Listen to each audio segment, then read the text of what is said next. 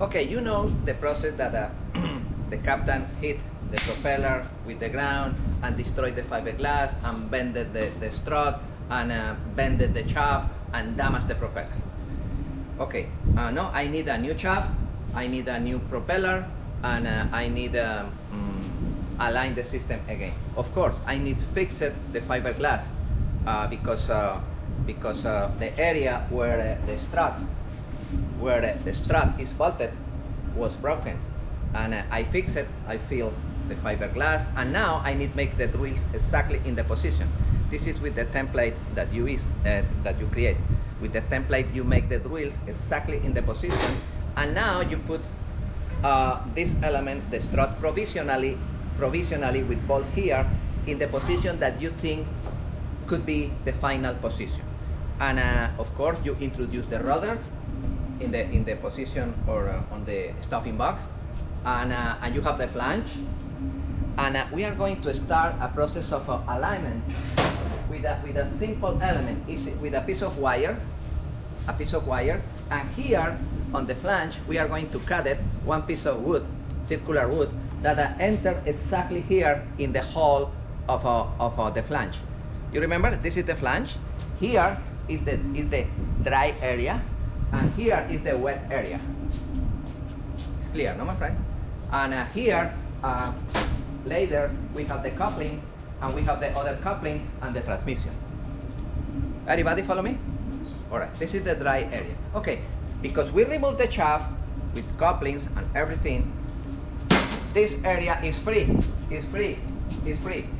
And here we are going to cover this end with a piece of wood like this, exactly with the diameter that I have in the flange.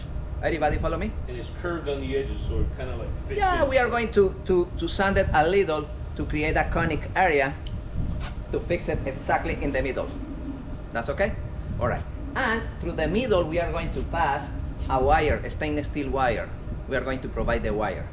And we are going to pass the wire through the middle of the strut. The strut in this moment is in opposite position, because normally the strut should be like this, no guys? But I put here for learning purposes. That's okay? All right. This is the strut, and here we have the rudder. No, align it with the system. In the rudder, I am going to, with the vice grip, I am going to support that L. This is basically because I wanted to move it, the wire, exactly in the middle and align the system. What is the idea? What is the most critical part in this system? Talking about the alignment of the propulsion system. What is the most difficult element, the most important element? This one, or this one? For the alignment purposes, which one is the most critical? This one. Why this one is the most critical? Pay attention. If this hole is not aligned, the motor is over, the propeller is over there, the motor is over there, and what happens if this element is like this? Where is pointed the shaft? And the motor is here. What about if this element is like this and the motor is over there? Yeah?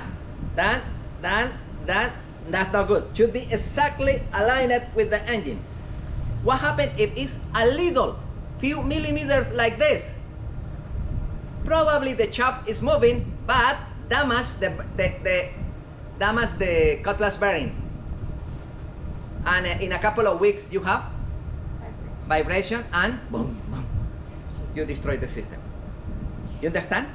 This element, the strut, should be aligned perfect. If that one is aligned perfect with the engine and the rudder,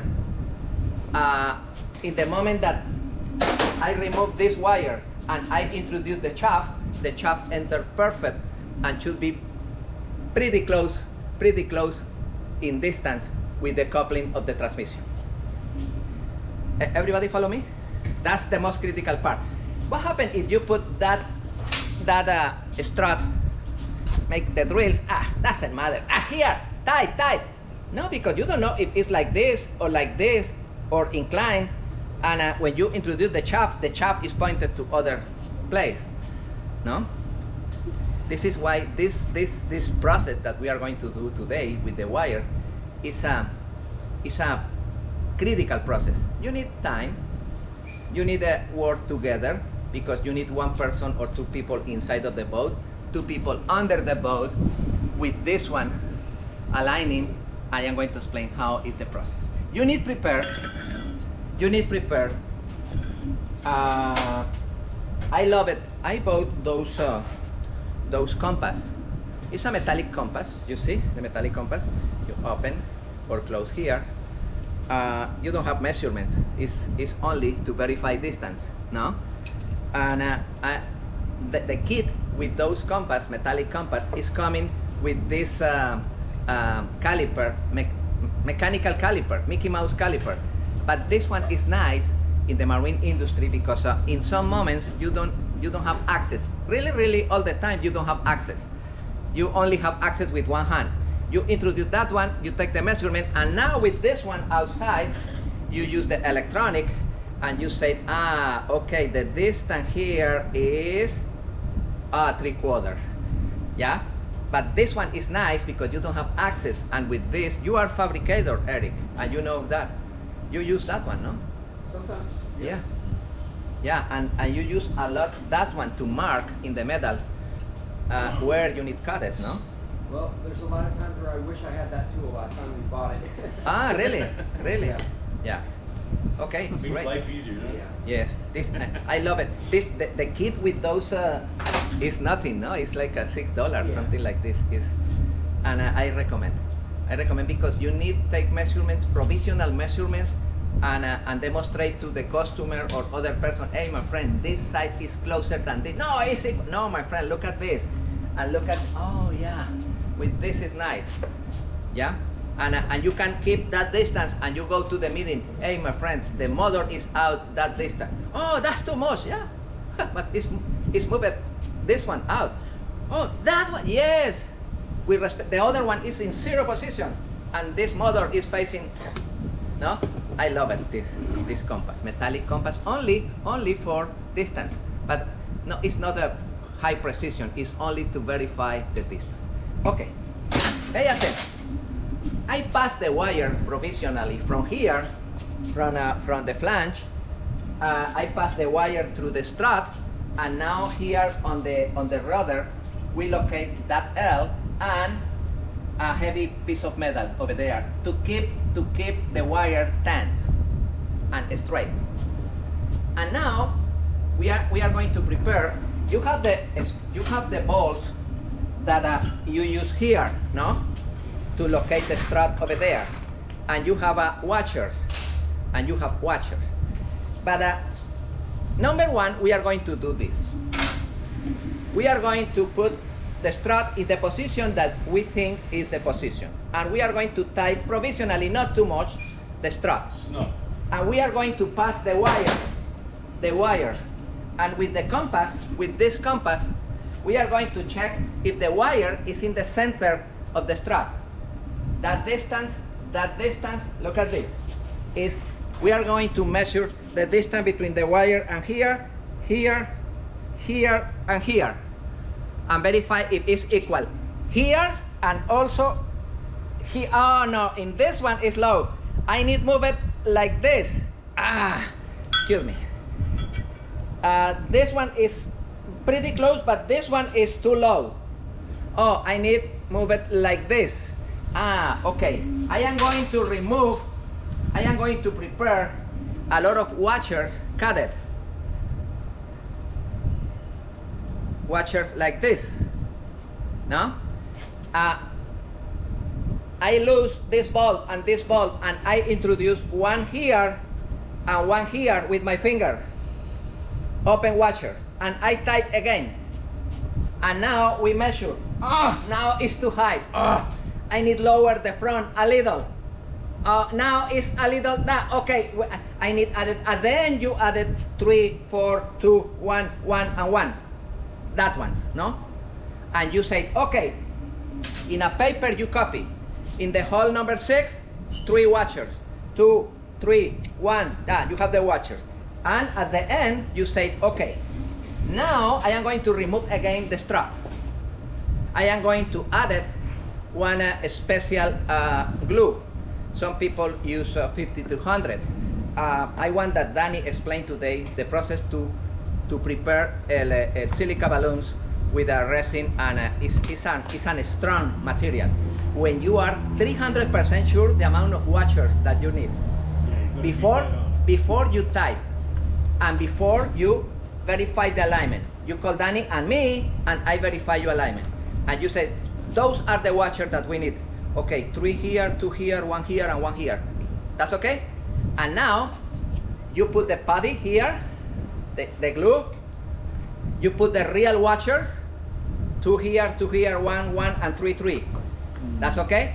And now you put that one, you tie the bolt, and you start to tie in diagonal. A little this, a little this, a little this, a little this, a little this, a little this, in diagonal.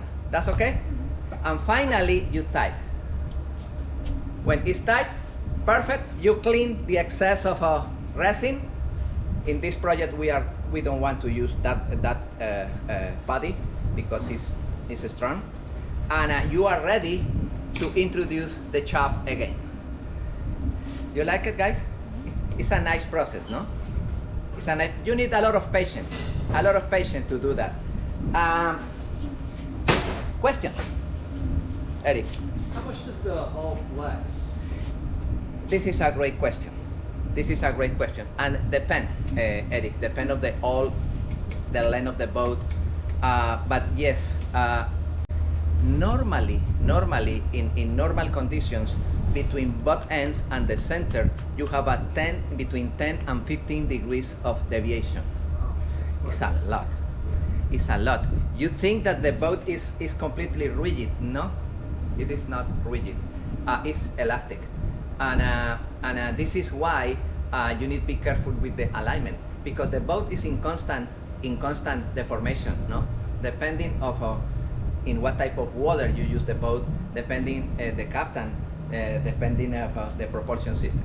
But yes, it's a lot, Eric, and this is why in those deflections, big deflections, if you enter in harmonic distortion, is critical because you accelerate the distortion. This is why, thank you for that question, this is why the propellers in the boats are fixed, the angle. You cannot move it, because if you are in a critical moment of distortion and you accelerate suddenly, you increase that distortion and you can destroy the boat. This is why the blades are fixed. One of the reasons. Yes, the deflection is huge. And this is why, my friend, the life of the boat is limited. Because it's all the time working in torsion, in flexion, in compression, all the time. One day it will be broken. What happened with any material if you flex it and flex it and flex it? What happened one day? And what is the name of that fracture? Fracture by fatigue.